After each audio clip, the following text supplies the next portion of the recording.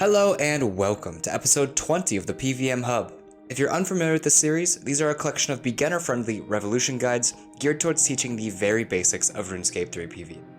These guides are by no means optimal, but simply a good starting off point for those trying to take their first steps into RuneScape 3 bossing. Also, while I have you, consider joining the Discord. We're up to 150 members with lots of friendly and helpful PvMers of all levels. Anyways, today we'll be taking a look at the first fully customizable boss and the aspect of when, the Glacor. The Glacor is the second boss released in the Elder God Wars dungeon, and it brings with it a bunch of unique boss mechanics all piled together. In addition to there being a hard mode, the Glacor has 5 toggleable abilities which can be switched on and off at will before each fight. Each ability toggled increases the Glacor's health as well, and in hard mode, all 5 mechanics are set to on, and it changes them slightly. In addition to this, hard mode also has an enrage system, similar to Telos. While this guide will focus mainly on normal mode and handling the mechanics, the same solutions will apply to hard mode, so I'd suggest trying it out a few times after you get a handle of this boss. The biggest draws to the Glacor are the tier 85 and 95 dual-wield melee weapons, which are crafted out of the rare drops from the boss, and the Scripture of Wen, which is a high-damaging pocket-slot book which calls down beams of cold occasionally on your targets. As always, these guides are broken up into a few different sections, those being the recommendations and requirements, setting up your revolution bar, the important facts and mechanics of the fight, and then a full fight breakdown. In terms of requirements, the Glacor has none. As long as you can make it to the south side of Sentiston, you can take on the Glacor. For recommendations, I'd suggest doing this boss with either range or mage. There are numerous mechanics in this fight where melee won't be a viable option to damage the boss, so it's best to try something else first. In terms of levels, I'd recommend level 80 in either mage or range. For defense, I'd suggest 65 as a baseline, as this will allow you to use the Royal D-Hide armor I'll be wearing, as well as debilitate and reflect defensive abilities. If you can make it to 81 for barricade, that would be even better, but it is not required. For prayer, I'd suggest 43 at a minimum for protection prayers, but 70 would be better for rigor or augury, and if you have curses, obviously use the best prayers you have access to. Summoning and herblore aren't required for this boss, but both will provide substantial benefits for your attempts. Consider working towards 92 herblore to unlock overloads, and 67 summoning to unlock a War Tortoise Beast of Burden. If you don't have the herblore level to make overloads, consider buying a Grand Ranging or Maging potion off the Grand Exchange for roughly the same effect. In terms of gear and supplies, I'm bringing a Royal Crossbow with Royal Bolts and full Dragon Hide. I'm using an Asylum Surgeon's Ring, which is a quest reward, an Amulet of Fury, and an Ava's Accumulator. In my inventory, I'm bringing 2 prayer potions to be safe, and you would have your stat boosting potions or overload. The rest of my inventory is full of desert souls or whatever food you can afford. Let's take a quick look at your revolution bar. The bar I'm using includes a few difficult or expensive unlocks like Corruption Shot and Death Swiftness, but if you don't have these abilities yet, don't worry. Just swap Corruption Shot out for Fragmentation Shot and Death Swiftness out for Dead Shot.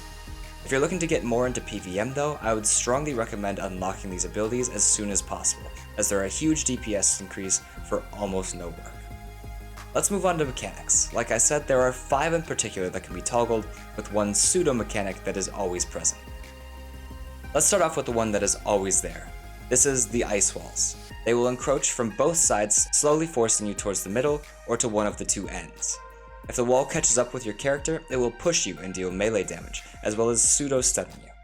This isn't a real stun, but it does delay you for a few ticks, which can be costly later on.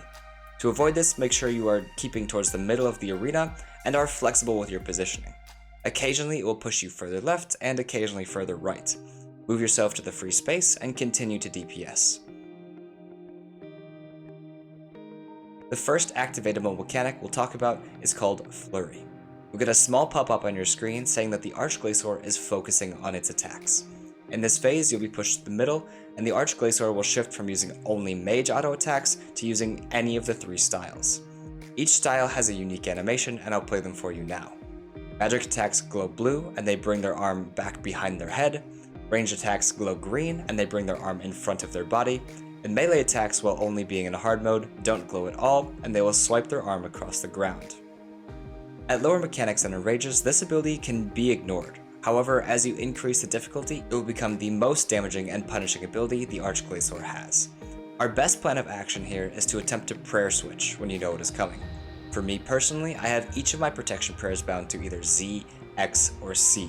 When I know which style is coming, all I need to do is press one key and my prayer will switch. If you're not comfortable with prayer switches yet, you can use defensive abilities like Reflect, Debilitate, or Barricade to negate most of the damage you will be taking. The next ability that can be activated is called Pillars of Ice.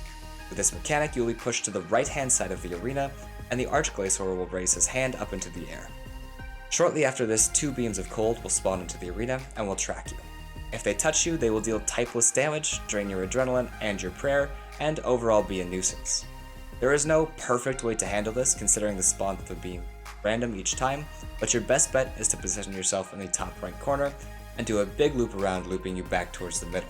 It's important to note that in hard mode, a 3rd beam will spawn slightly later in the middle of the arena, so be ready for that and adjust accordingly. The strat I use every time in my attempts looks something like this. I start in the top right corner, wait for the beam to approach me, walk to the bottom right corner, and then start moving towards the middle. Once the beam that started on the far right side starts approaching me, I surge through it and continue to avoid and damage the boss. This also works in hard mode, but just be a little bit more careful in the middle. The 3rd mechanic we'll look at today is called the Exposed Core. You'll be pushed towards the middle and the Arch-Glacor will become unattackable. It will collapse down onto the bridge, blocking you in with both of its hands, while a blue core deals constant increasing magic damage to you. This whole mechanic is a DPS check. You'll need to destroy one of the arms before the core kills you. If you are using Mage, then the arm to the right is weak to fire spells, and if you chose to use Melee, the arms to the left is weak to crush weapons. If you picked range and neither of these apply to you, don't worry, it's not a huge deal. I suggest using a strong threshold or 2 to break out quickly, and if you're taking a lot of damage, I suggest using Devotion while using Protect from Mage to reduce all of the damage to 1, and give you some extra time to DPS down. If you're comfortable with your DPS, you can use Soul Split here to get some free heals back before the core starts doing any serious damage. Moving on to probably the most iconic ability the Glacor has, that being the Frost Cannon. With this ability, the Glacor will reel back and transform itself into a cannon. It will charge briefly before unleashing a massive laser beam of ice towards you, stunning and dealing massive damage. In normal mode, this ability only hits once and does not stun. This means it can be resonance for a huge heal if you're ready for it. When you see this ability coming, I'd recommend shield switching and doing your best to get a resonance off. If you're not comfortable with shield switching yet, feel free to go take a look at my Vindicta guide, which goes much more in depth about it. If for any reason you don't want a resonance, you can use Devotion to reduce all of its damage to 1, or Barricade to make yourself completely immune. In hard mode, this gets a bit more tricky. The ability will hit 3 times and stun you on the first. The easiest way to deal with this is using Devotion or Barricade, but there are some pretty cool strats that I'll go over quickly. When you see this ability coming, you can use Anticipate, Reflect, Debilitate, Protect from Mage, and then Resonance the 3rd hit. This is very difficult, but it causes a ton of Reflect damage to be sent back to the Glacor, as well as healing you right back up to full at the end. An easier way to get a Resonance in hard mode is to use Anticipate early to negate the stun, Devotion to block all of the damage, and Resonance after you have both of those up.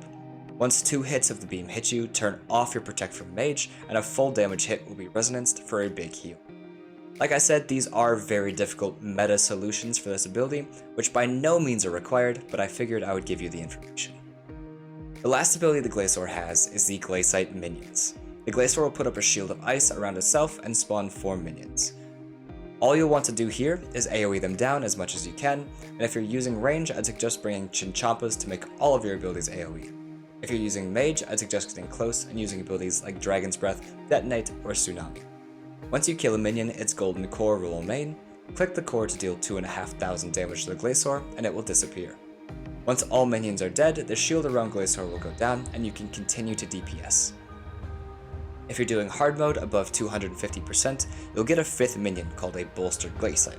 The strategy here is still the same, just try and group this 5th minion up with the other 4, and focus it down. Now let's talk about how to know what mechanics are coming and when. The Glacor can only use each mechanic once per rotation, where a rotation is a complete cycle of each active mechanic. As an example, let's say you have 2 mechanics active, Frost Cannon and Minions. Once the Glacor spawns minions, you know that the next ability has to be a cannon, because that's the only other ability left in the rotation. Once that rotation is complete, it can be either of the current active mechanics again, meaning it's possible to get back-to-back mechanics if you're unlucky. Some mechanics also have specific areas of the stage where the ice walls will push you to. The exposed core and the flurry attacks will both force you to the exact middle, the pillars of ice will send you to the far right, and the ice cannon is the only ability that can send you left, as well as the only ability that isn't exactly centered on the center or the far right. The minions are a different story, where they also don't have any ice walls associated with them. While this is probably difficult to wrap your hand around to start with, it will become almost second nature after a couple of attempts. Now that we've gotten that out of the way, let's look at a full 5 mechanic fight. Starting from War's Retreat, I get full adrenaline and head through the portal. If you don't have this unlocked yet, don't worry. You can run south from the Sentiston Cathedral, and you by no means need full adrenaline to start the kill. Once we get into the instance, I run directly to the middle, just to be ready for any mechanics off the start. I manually activate my Death Swiftness ability, but then let Revolution do the work. We can see off the start that the first ice wall is pushing me left, which means the only mechanic it can be is the ice cannon. I prepare myself to shield switch and res it, which negates the damage entirely and puts me back up to full health. I walk back to my Death Swiftness for the buff and continue using Revolution.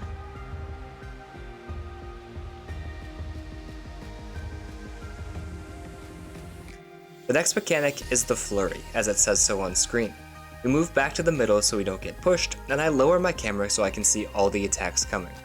I'm clicking my protection prayers as the different attacks come through, however I would strongly suggest binding those to keybinds so you don't need to click, but that's just my preference. Here in normal mode we will only have to switch between mage and range, each going blue and green respectively. You really won't take too much damage from this mechanic until higher in rages in hard mode, but for now it's great practice to get the prayer switches through. As the flurry wraps up, I can see that the ice walls are once again pushing us to the middle. Since we haven't seen every mechanic yet, we know it can't be flurry again, and the only other mechanic to push us to the middle is the frozen core. As the Glacor drops to the ground, I focus the rightmost arm simply because that's what I'm used to. I throw on Protect from Magic and let Revo DPS it down. I take a lot of damage from it here at the end, and I probably should have manually used Devotion to reduce it all down to 0.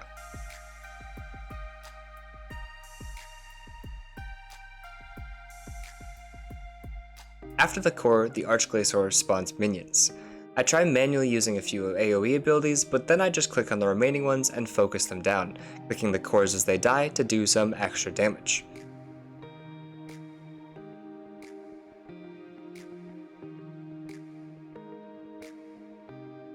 If we've been paying attention, we would realize that we've seen 4 mechanics already, so we 100% know what the next attack will be.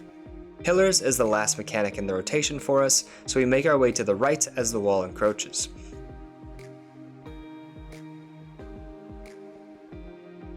We lure the beam to the top corner, rotate around and continue DPSing the boss in the center of the arena, moving when the beams get too close. And now the mechanics have been reset. It's minions first for us, so we take them out before we continue on DPSing. And from here on out, we've seen every mechanic already. Now it's just a matter of tracking which ones are coming next. I challenge you for the rest of the skill to try and predict and understand what the next mechanic is based on where we're getting pushed and what we've already seen. I think it's incredibly helpful to practice and will become second nature once you've done it enough. However, this is going to be the end of my commentary. So if you enjoyed, please consider leaving a like, and if you enjoyed more than one of my videos, please consider subscribing. If you have any questions, leave a comment down below or join the Discord, and I will do my best to answer. Thank you so much for watching, and I will see you in the next one. Zingy out.